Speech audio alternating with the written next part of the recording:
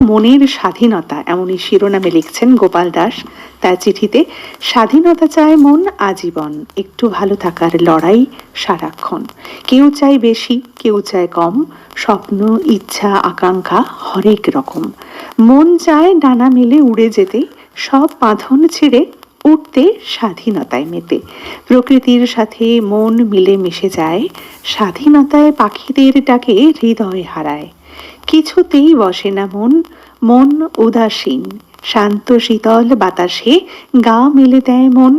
মন চায় না কোনো প্রতিবন্ধকতা নিষেধ বাধা, মন শুধু চায় স্বাধীন উন্মুক্ত আনন্দ ফুল রঙিন সাদা।